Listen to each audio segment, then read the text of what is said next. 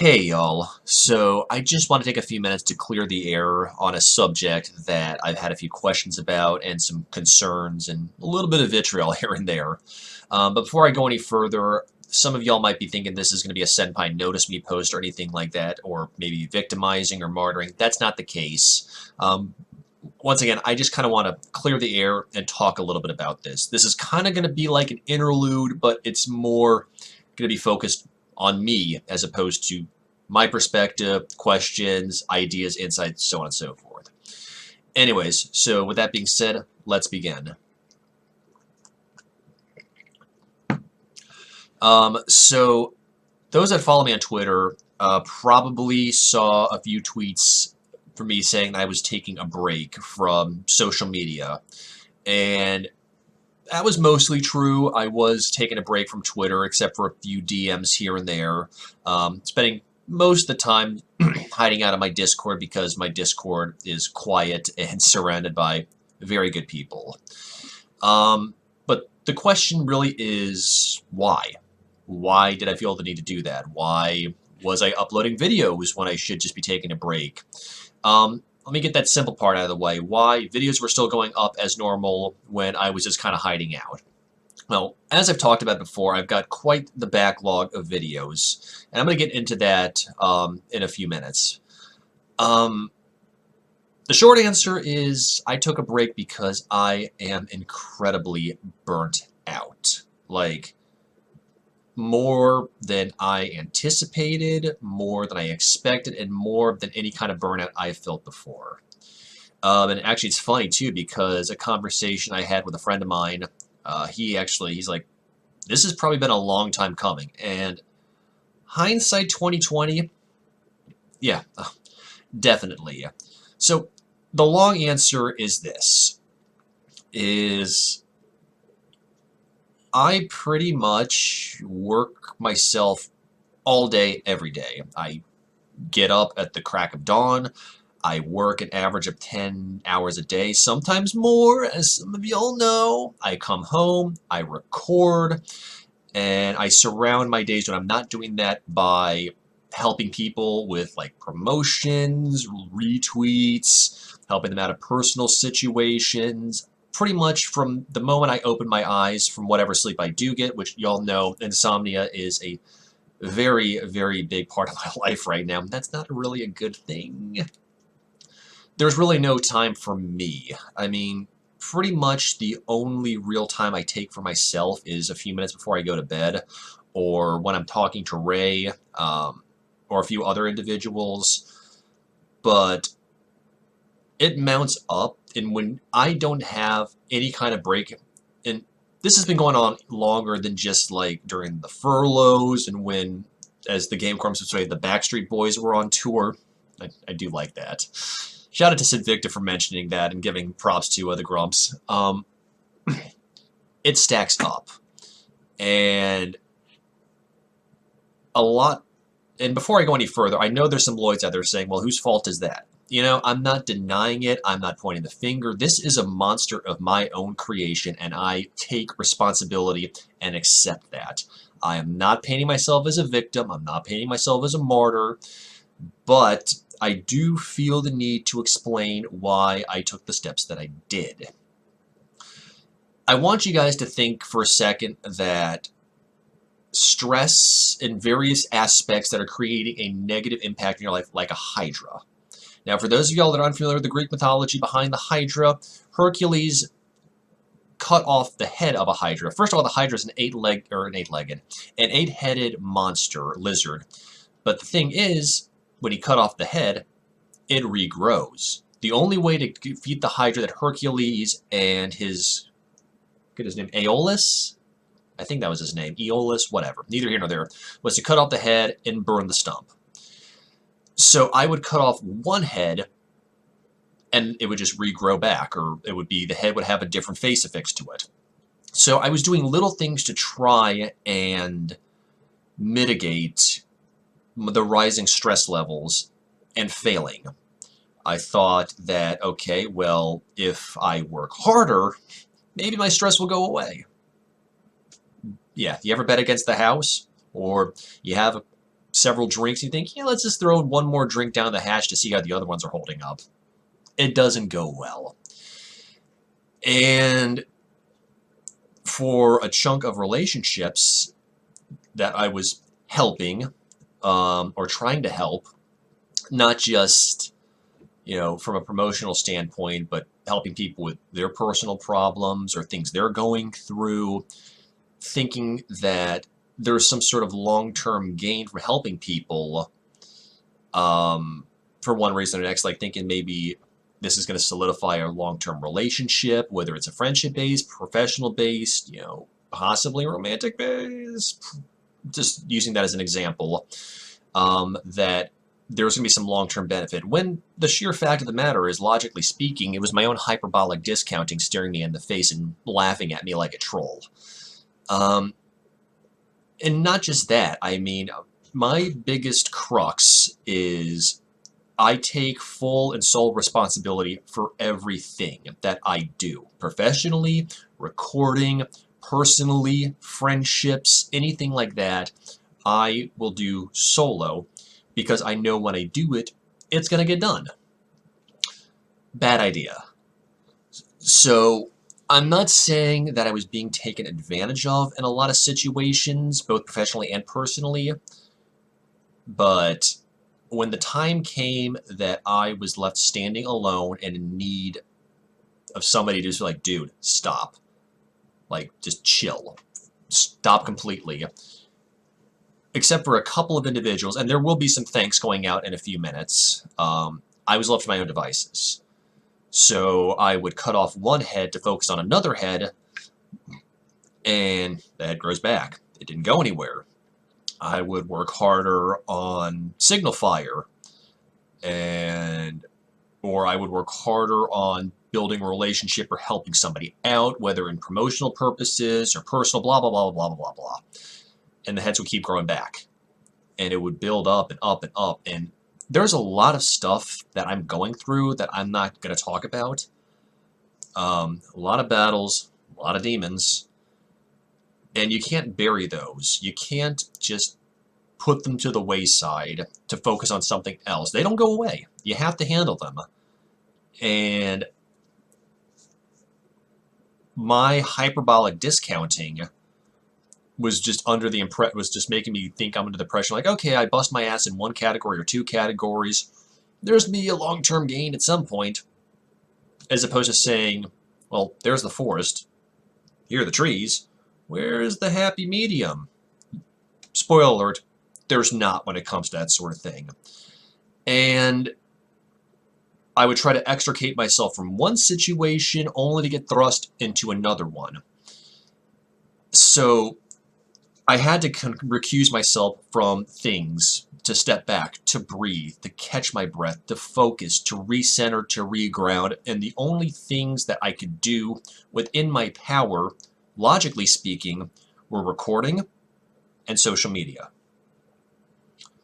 And I really don't use Facebook all that much other than to promote Ray's books. I don't really keep in touch with too many people because people that I do keep in touch with, they got my phone number. And just a lot of stuff spilled over at the last possible second, like we're talking the 11th hour and 59th minute, to, I wouldn't say levels of toxicity, but just ways that my brain shut down. And I talked to Ray considerably about this, and she's like, dude, now is the time, step back. And it was tough because I feel like the taking sole responsibility person in me, whether good or bad, was going to be letting a lot of people down. When really, in hindsight, after taking time, the relationships were not there. I was merely just helping them. There was going to be no benefit for me. There was no synergy. There was no symbiosis in our relationships, once again, both professionally and personally. And it was best just to burn down the foundation and walk away. So that is why I stepped back from social media. Yes, I posted a couple of tweets here and there, some slightly theatrical ones of me coming back. But you know what? What's social media without theatrics? People aren't going to just see a tweet saying, I got up, I put on my pants, I went to work. They're going to Eyes are going to glaze over. But usually when people go away for a little bit and they come back after a little while, they're gonna have a little bit of fun, and that's what I did. Um, but neither here nor there. I stepped back because I had to, because there was no other choice. If I kept going down that avenue, I would not end up in a good place, and I was well on my way to, as friends and I call it, the dark place. Wrestling with a lot of different things, a lot of battles that I'm trying to get myself out of, a lot of toxic things that I'm trying to get out of the way, and just try and be a better person overall. Not just from a project standpoint or a good employee. And first and foremost, I love my job. I wouldn't trade it for anything in the world unless Signal Fire actually became a full-time self-supporting gig, which probably isn't going to happen for a very long time, if at all. And it turned into a forced break. And the reason I just kind of hid out on my Discord was because a lot of good people, and it's quiet. And I could say something like, yo, I'm salty, I'm pissed, I'm taking a break from recording, I've got my backlog, blah, blah, blah, blah, blah. And they'll be like, dude, good. Most of the people in my Discord have been with me since the inception of that. So 3+ years, we've got an understanding.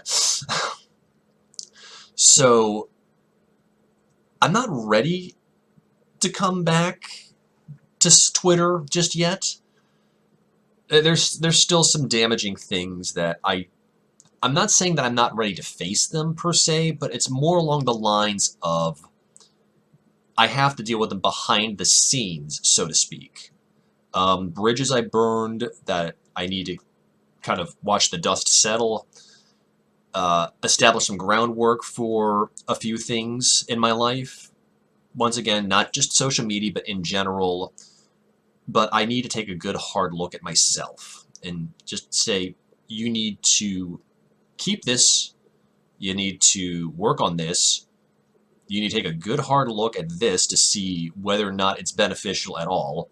And this is where the self-care aspect comes in from the interlude that I recently did. It's not selfish if it is beneficial to your health, not just physically, but mentally and emotionally. And I feel like that's what's taken the largest toll.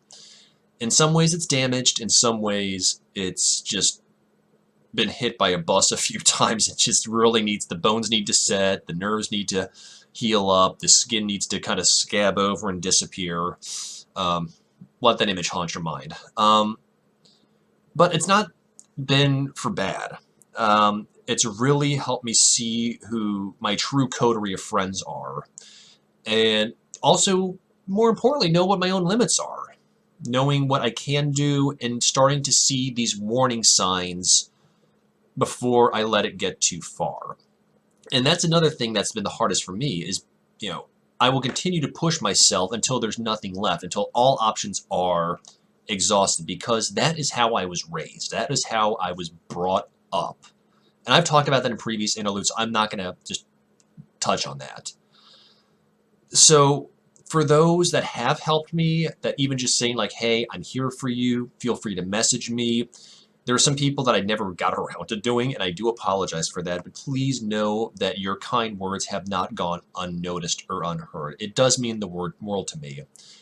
And there are friends who, in their own way, have helped without knowing it, or maybe knowing it.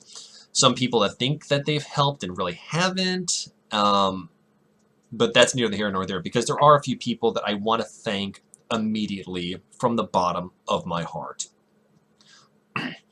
The first one goes out to Ray. Honestly, Ray, thank you so very much. We've been in and out of foxholes since we first met, and you have done things that A, I'm still not used to, and B, never thought I would ever receive. 1, you listen.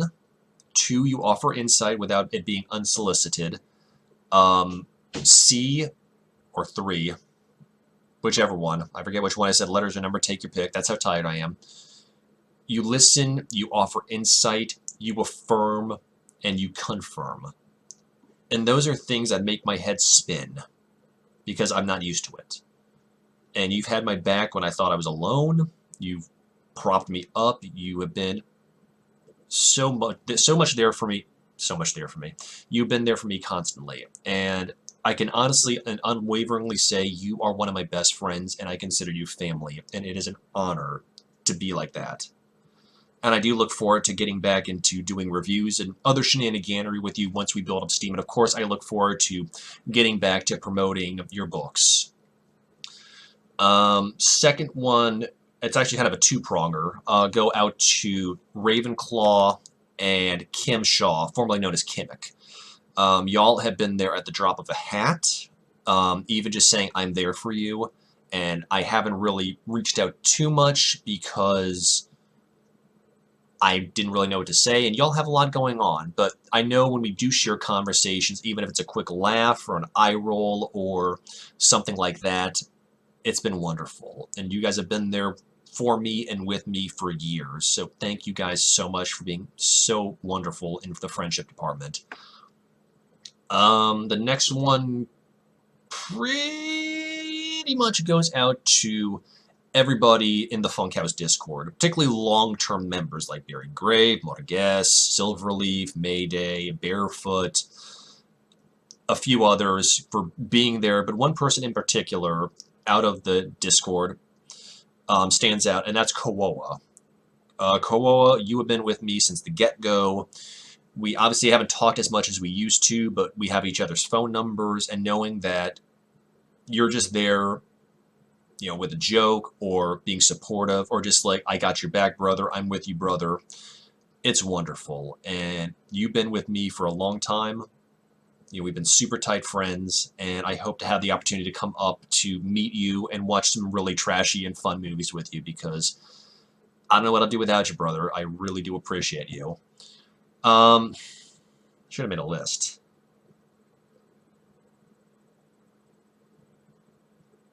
So the last one, last but the furthest cry from the least, that goes to Christoph Frey. We met by sheer chance online. I played a few of your games, and it turned from fanboy status to an alliance to a deep friendship. Not just because you sponsor my channel, Christoph, but because you and I are cut from the same cloth. We're kindred spirits. There's this relatability you and I share that I have never been able to share with anybody. And just knowing you're there to listen or send me a message saying you understand how I feel, it goes back to that relatability and that affirmation that I'm not alone. And it's beyond just the fact that you're my sponsor of the project. It's honestly, I can safely say that you're a dear friend of mine. And I appreciate you deeply, brother, and I hope you know that I have your back through it at all. Obviously, there's a lot more people I can thank, but I don't want to leave any more people off because I know I am leaving people off. So for those that I do interact with on the regular, who have listened, who have offered constructive feedback or kind and supporting words, thank you. Once again, I don't know when I'm going to come back. I'm probably going to take a few more days to just kind of regroup, get ready. There's a lot of stuff happening behind the scenes at the Boogie Night Project, as well as in real life. A lot of things that I have to sift through before I can come back full time. So in the meantime, hopefully what I've said makes sense. Hopefully what I've said has some clarity to it. Maybe some justification why I've been acting as I have been. And at least I can safely say, though, that, you know, the few assholes that have been baiting me, I have done the respectable thing and just quietly shuffled off that coil, and blocked those, and moved on. Maybe I'll unblock them, I don't know, but at the same time, these are people I've never really interacted with. So for those people that have been with me and been kind and respected my silence or offered kind words, thank you guys. I will be back on social media. I'm still taking a break from recording, sans tonight, because once again, I've got a consistent backlog, so I can at least tap into those. But until I do come back, thank you guys again for everything, for all your kindness, and I'll catch you guys on the flip side, alright? Peace.